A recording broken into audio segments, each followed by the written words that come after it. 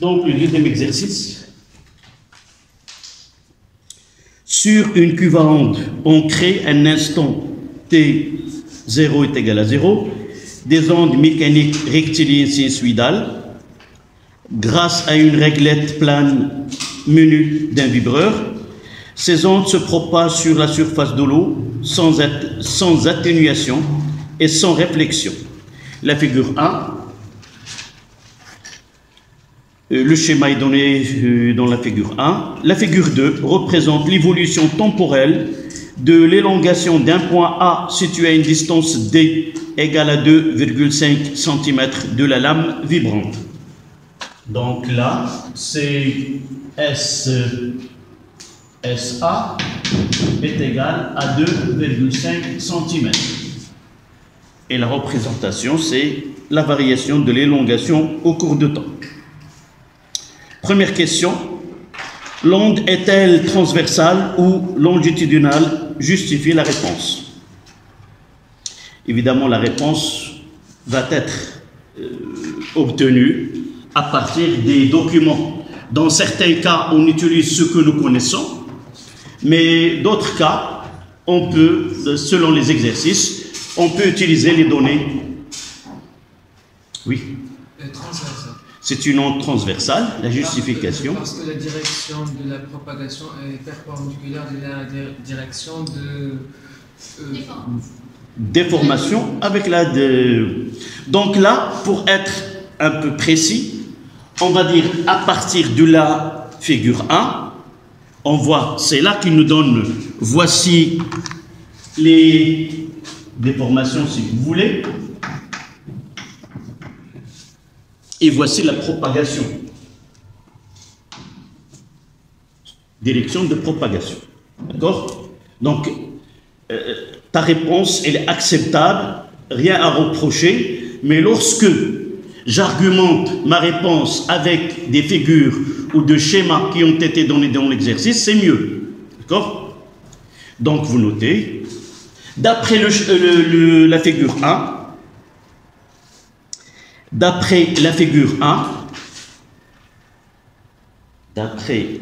1,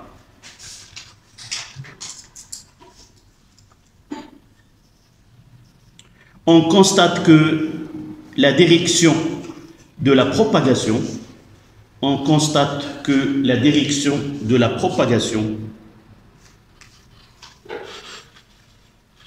est perpendiculaire à la direction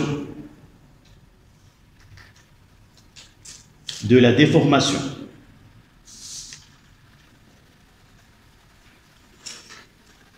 L'onde est donc transversale. Ça, c'est la question 1, onde transversale. Question 2. Calculer la vitesse de propagation de l'onde à la surface de l'eau. Et n'oublions pas que ces deux schémas sont utilisés pour répondre aux questions qui viennent juste au-dessous. D'accord? Comment peut-on répondre à cette question?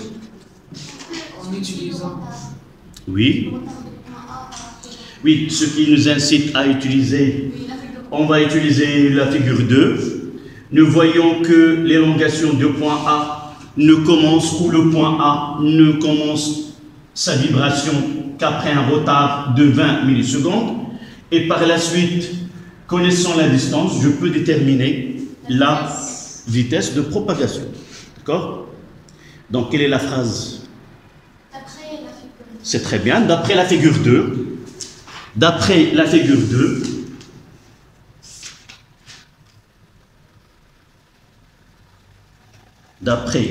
2, le point A entre en vibration,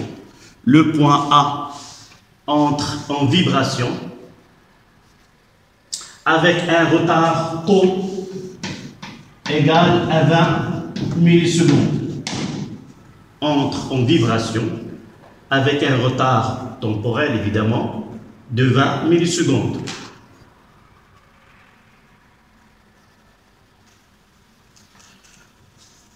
À la ligne, sachant que SA est égal à 2,5 cm, alors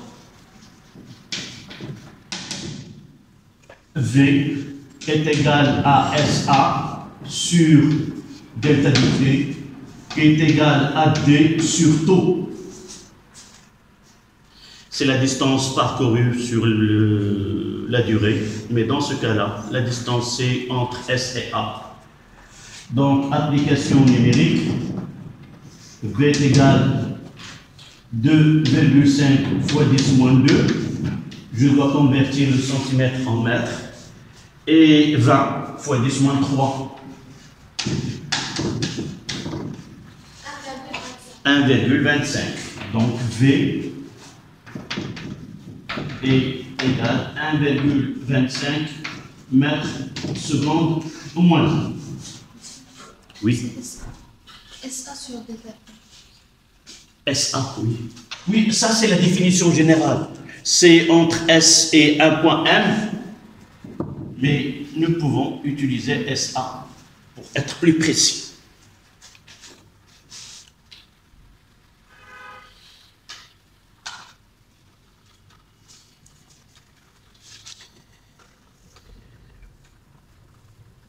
La troisième question,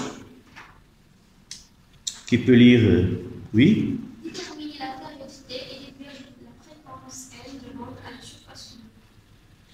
C'est exact. Déterminons la période. Évidemment, à partir de quelle courbe? À partir toujours de la courbe 2. Donc, troisièmement,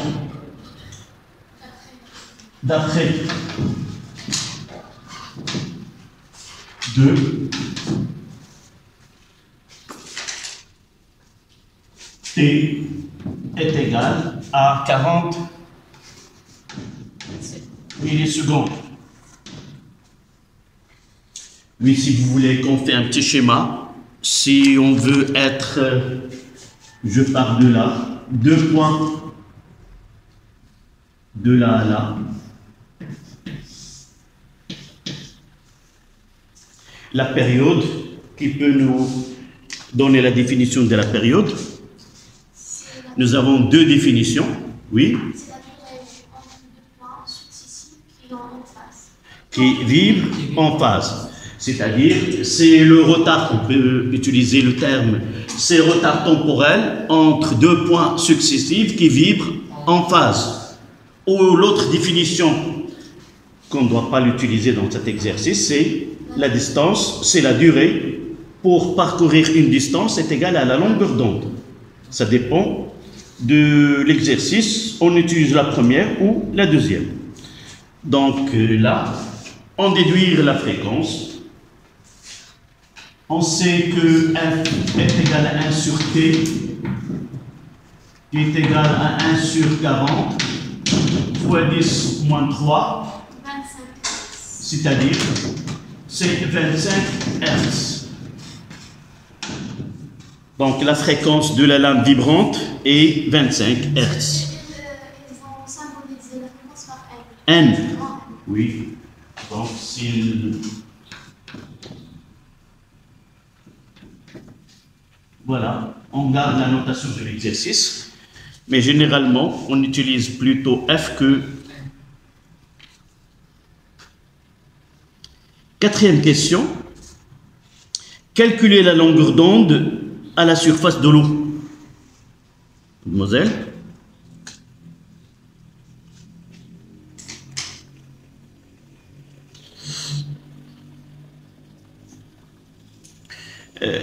Ça, uniquement à partir de cours. Est-ce que tu peux nous donner un petit résumé court sur les ondes mécaniques progressives périodiques?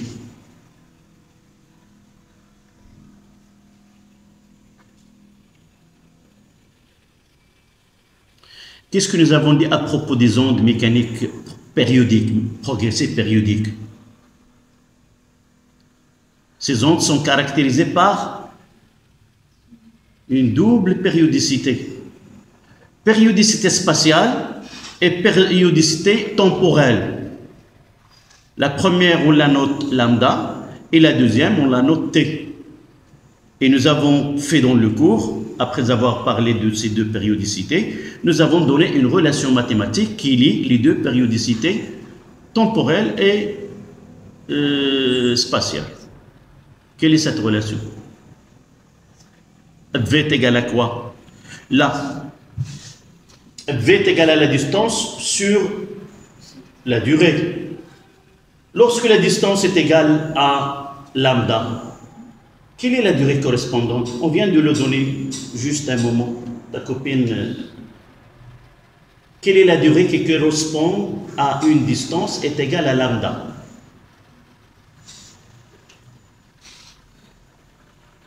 C'est celle-là. Je pense que d'abord le cahier de cours.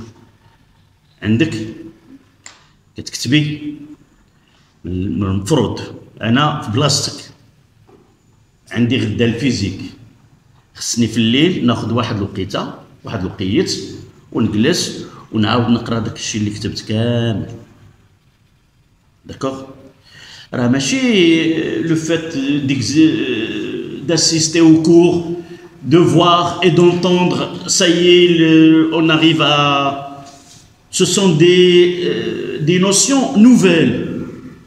Ce sont des notions nouvelles. J'ai jamais entendu parler si je suis nouveau en deuxième année.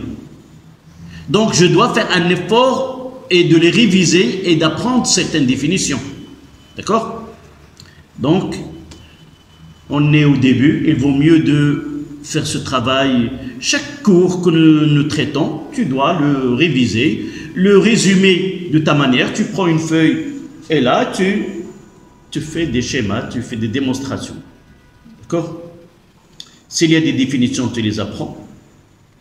Donc, la prochaine fois, je vais essayer de suivre. C'est vraiment, tu as fait ce que je viens de dire ou non. D'accord? Yeah. Si tu trouves des difficultés, tu le dis au cours de cours. إلا كانت شي حاجة ما كتفهمش داخل الدرس يمكننا نفهموها بالعربية بالدارجة باش ما كان المهم باش توصل الفكرة ونفهم ما وراء ذلك. صافي. Donc, au début de la leçon, j'ai dit que cette leçon, de point de vue relation mathématique, elle est simple. On n'a pas beaucoup de relations. On a une seule, celle-là. V est égal à D sur delta de T. Mais on peut la lire de différentes manières. La distance parcourue par l'onde sur la durée qui nécessite ce parcours, le retard avec la distance qui sépare deux points, la période temporelle et la période spatiale. Toujours se trouve à partir de cette relation-là. Donc, la relation là, c'est la question 4. Nous avons V est égal à la distance qui est lambda sur la période qui est T. Là, je peux utiliser soit celle-là, soit remplacer 1 sur T par N. Voilà la relation qui lie les deux périodicités à la vitesse ou la fréquence à la vitesse. Je peux utiliser et application numérique, il demande lambda. Donc on écrira lambda est égal à V fois T. V c'est 1,25 fois T qui est 4 fois 10 moins 2. Ça donne 5 cm, 5 fois 10 moins 2. Lambda égale à 5 fois 10 moins 2 mètres, qui est égal à 5 cm.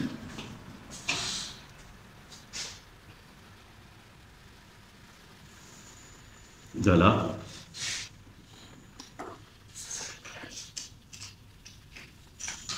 Cinquièmement, on considère.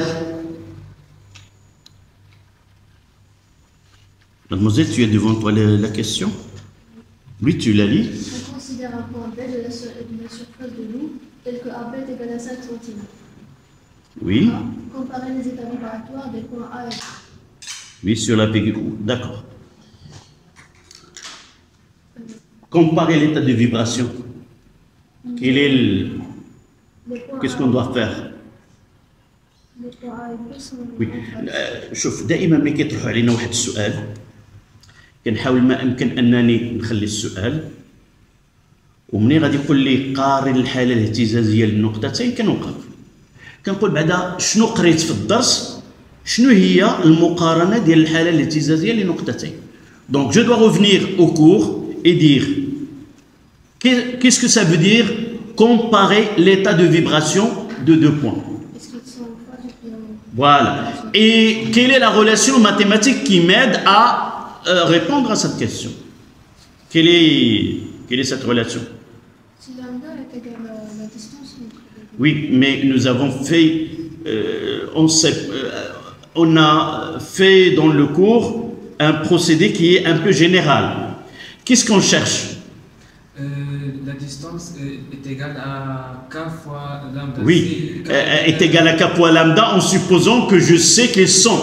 Mais d'une façon générale, nous avons écrit dans le cours qu'on applique la relation d sur lambda. Et nous avons dans notre programme deux cas. Soit que ce rapport est un entier naturel, et dans ce cas-là, les deux points vibrent en phase, soit un demi-entier, dans ce cas, les points vibrent en opposition de phase. D'accord? Donc, je ne parle pas d'avance est égal à un K, est égal à K lambda. Qu'est-ce que je vais dire? Cherchons le rapport D sur lambda. Et à partir de là, une fois que j'ai devant moi le résultat de ce rapport, je peux dire voilà ça ou ça. D'accord? Donc, cinquième là, on écrira cherchons.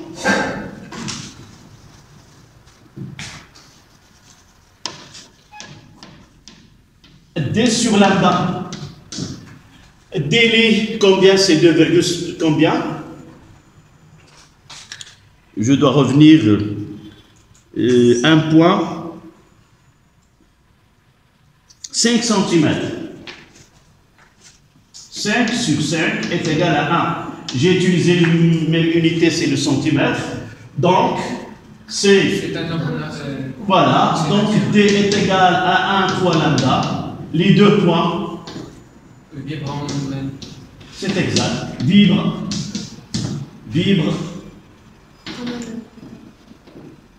En phase. Je peux répondre d'une autre manière, plus simple, par une phrase. Est égal à 5 cm et lambda est égal à 5 cm. Donc, d'accord? Mais là, je fais dans le cas général. Mais avec le temps, je peux avoir des méthodes qui sont plus simples, mais pendant les premiers exercices, j'essaie de faire appliquer le cours.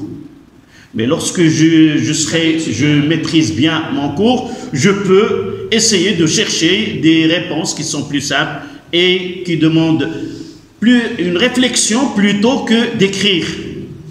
Voilà. Donc les deux points vibrent en phase. Ça c'était 5A.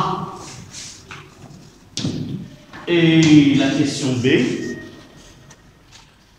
Sur la figure 2, tracez l'allure de l'élongation de point B sur l'intervalle 0 millisecondes, 120 millisecondes. C'est-à-dire on va tracer sur le même graphe là c'était en millisecondes et je mettrai ça. Une petite remarque. Nous avons vu dans l'exercice précédent deux représentations. Représentation de Y de T d'un point donné et nous avons représenté l'aspect du milieu de propagation, c'est-à-dire Y à un instant donné en fonction de X. l'importance dans les deux schémas se concentre lorsque j'ai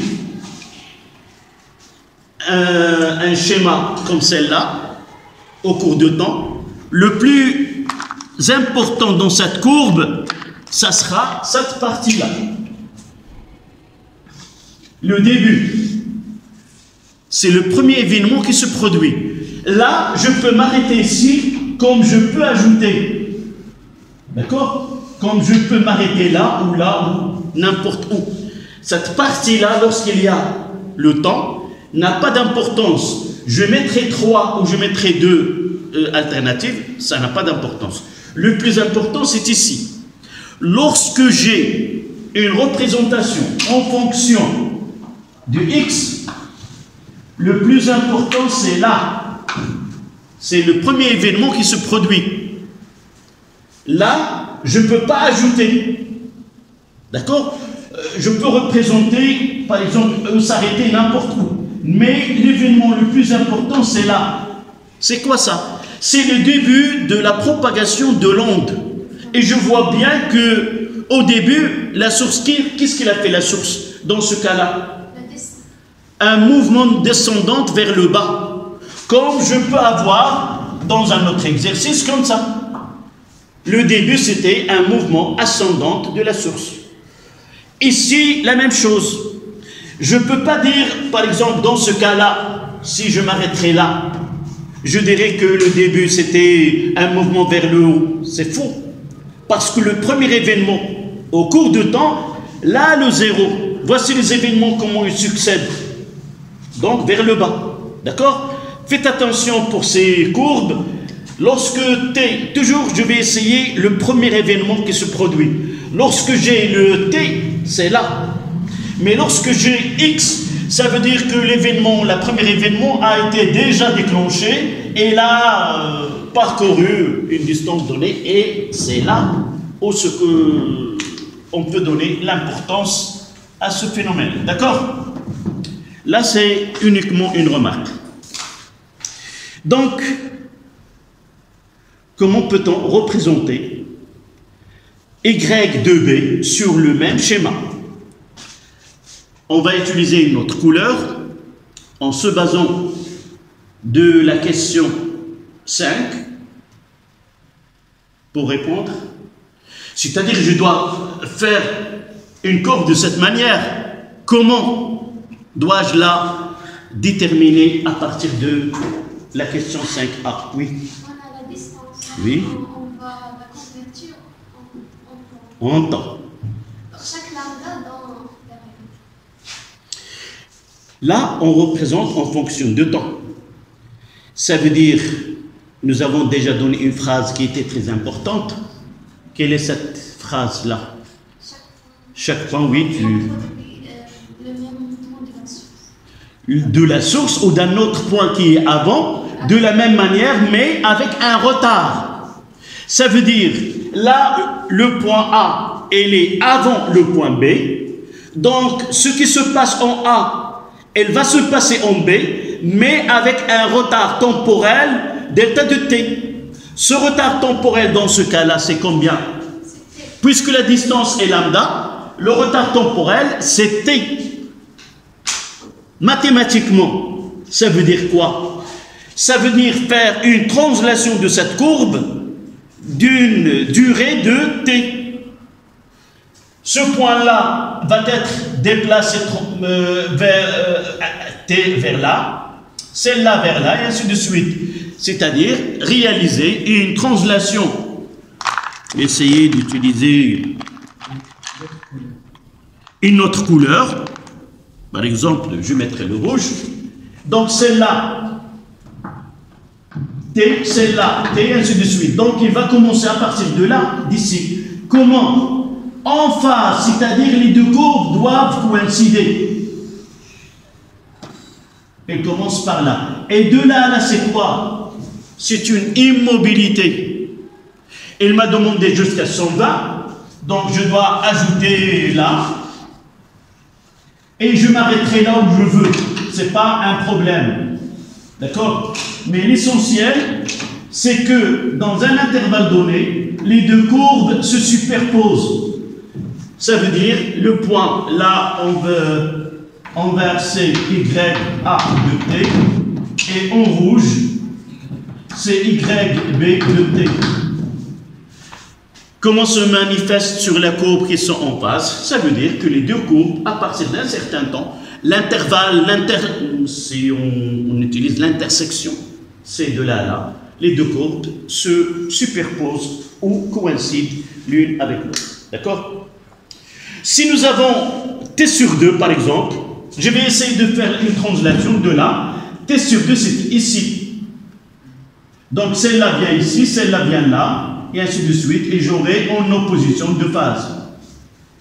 Donc lorsque j'ai la variation d'élongation d'un point, et je veux ajouter la variation d'élongation d'un autre point, je dois respecter d'abord la comparaison de l'état de vibration des deux.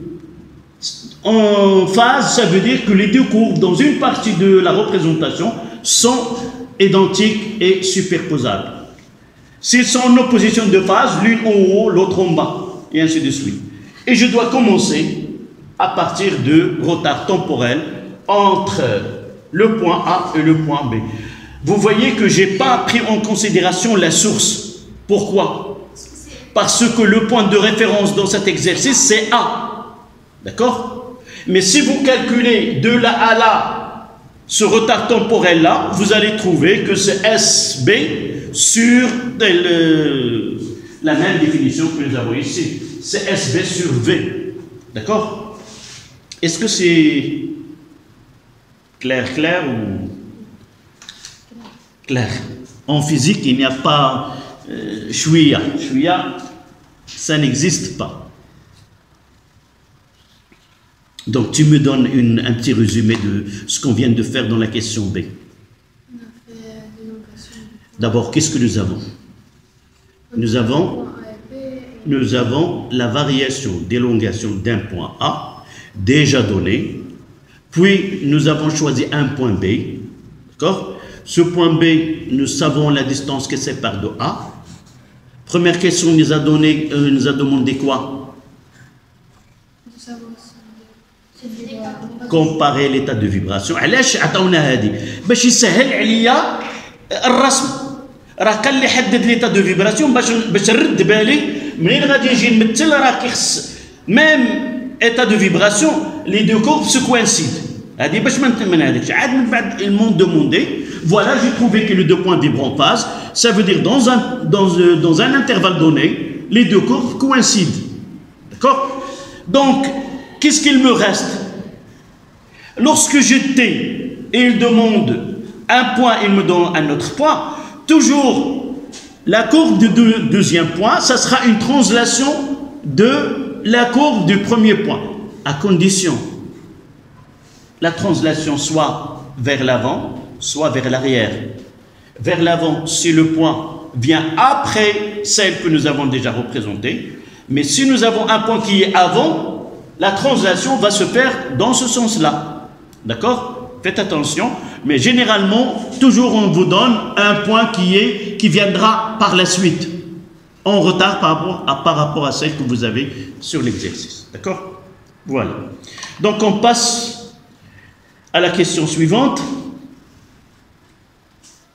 C'est la question 6.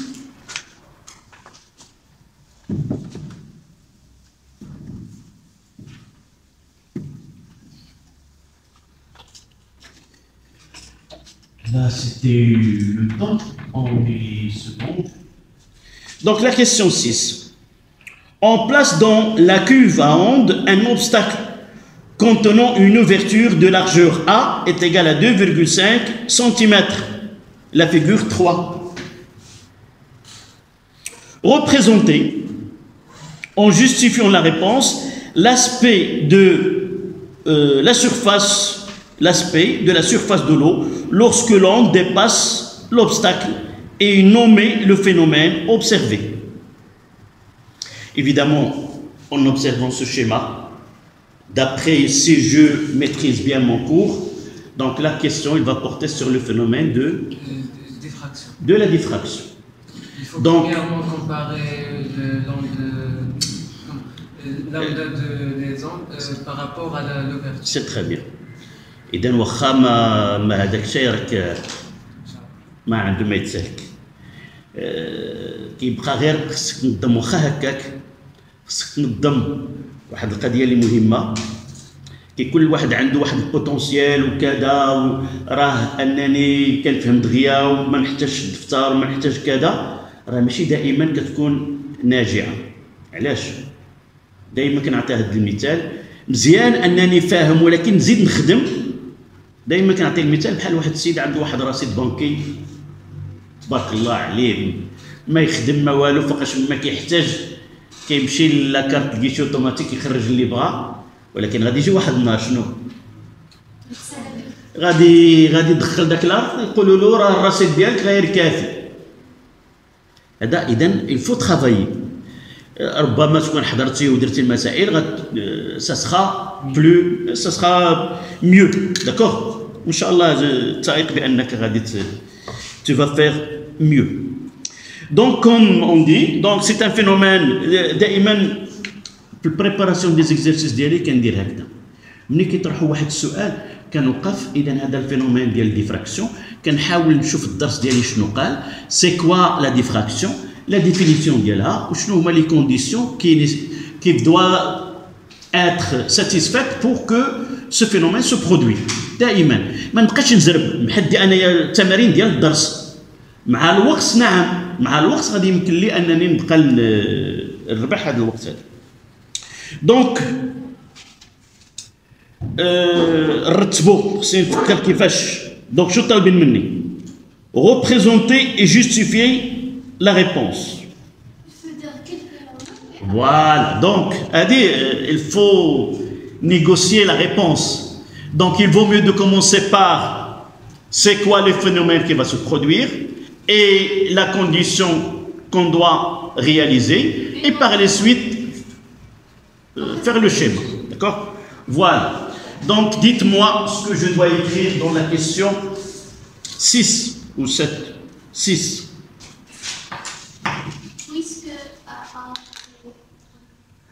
D'abord le phénomène, on va entrer le phénomène, c'est la diffraction. J'ai déjà analysé, j'ai déjà dit que lambda c'est 5 cm, l'ouverture 2,5 cm, donc je vais partir que le phénomène, voilà, c'est la diffraction. Pourquoi? Parce que la condition, la voici, et nous avons telle et telle. D'accord? Donc sixième, le phénomène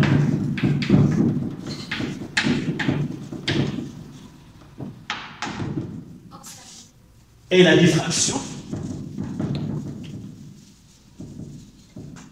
Le phénomène est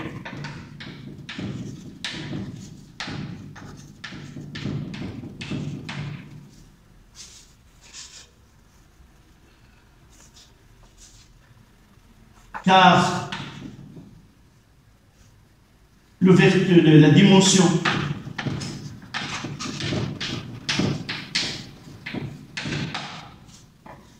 de l'ouverture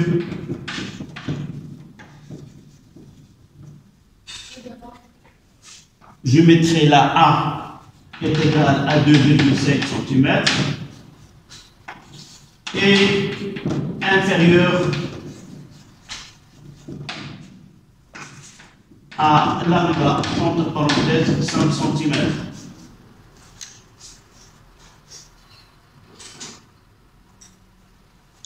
Et le schéma.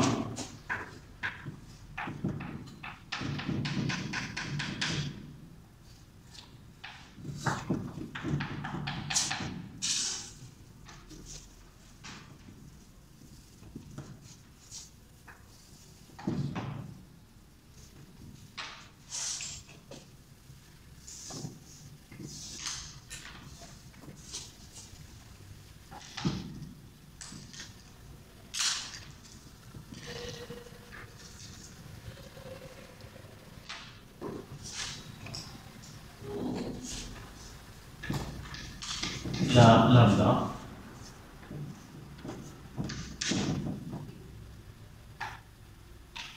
Là, c'est S'.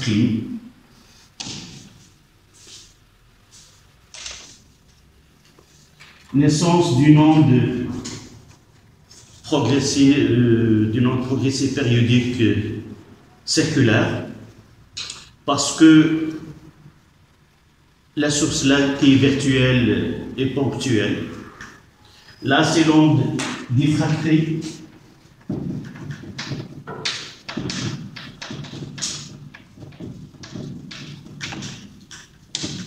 Là, c'est l'onde incidente.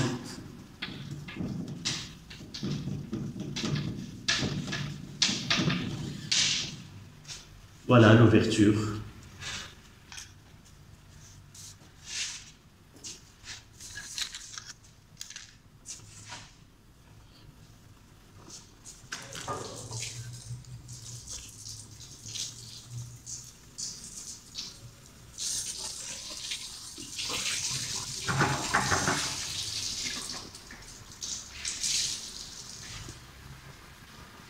Voilà la dernière question.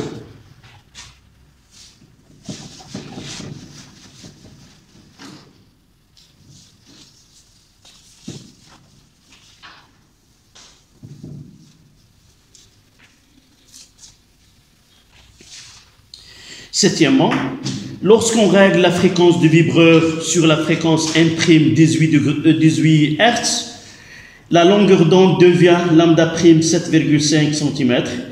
Calculer la vitesse V' dans ce cas et la comparer à la valeur précédente, déduire. Évidemment, là, vous savez l'objectif de cette question. Savoir si Oui, là, la question, ça concerne le milieu dispersif. Est-ce que le milieu dispersif ou non? C'est la vitesse dépend de la fréquence, c'est très bien.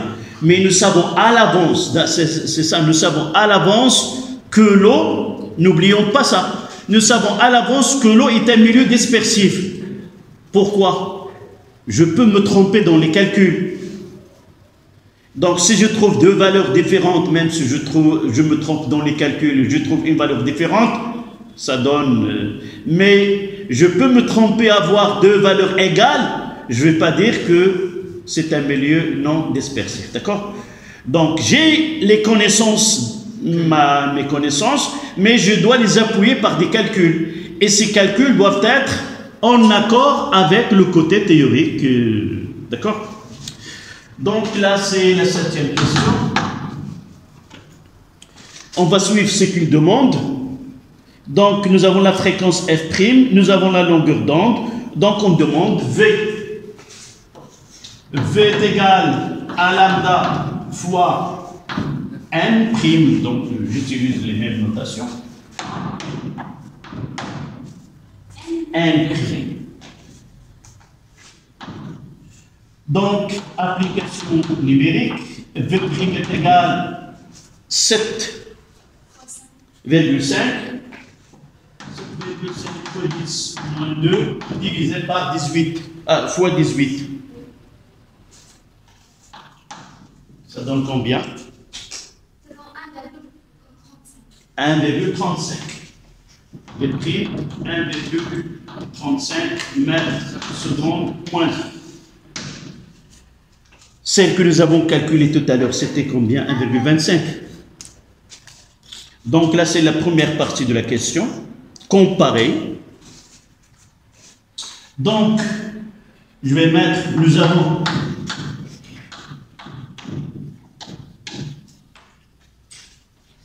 F différent de F', N. N différent de N' et V différent de V'. C'est ça la comparaison. Vous voyez, comparer, on peut dire que V différent de V'. Pourquoi j'ai ajouté N et N'? C'est pour déduire. Donc nous avons des fréquences différentes et des vitesses différentes, donc le milieu est dispersé. Conclusion. Le milieu où l'eau est un milieu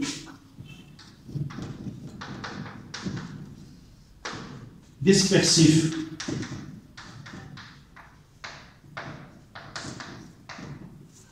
Voilà la dernière question.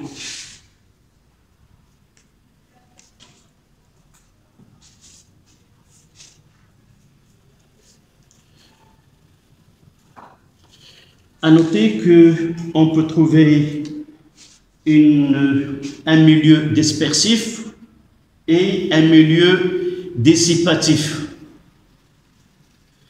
Dissipatif, c'est un milieu qui dissipe de l'énergie. Un milieu dispersif, c'est un milieu qui, si vous voulez, donne des... Il différencie des ondes, des fréquences différentes. C'est-à-dire, dans un milieu où se propagent deux ondes de fréquences différentes, ils atteindront un point avec un retard entre les deux, du fait que le milieu il est dispersif. Mais un milieu dissipatif, c'est un milieu qui consomme l'énergie qui est liée à cette onde au cours de la propagation. Là, c'est un phénomène, une partie de l'énergie de l'onde, il est absorbée par les constituants du milieu. Là, le milieu, il essaie de donner décerner, si vous voulez, faire apparaître des ondes avec des vitesses différentes. Voilà. Donc, on va essayer, on s'arrêtera 5 minutes pour reprendre, on passera à la chimie et en réalité, on reviendra. Non, on reviendra au cours de l'année dernière, les réactions d'oxydo-réduction. D'accord ? 5 minutes et on continue.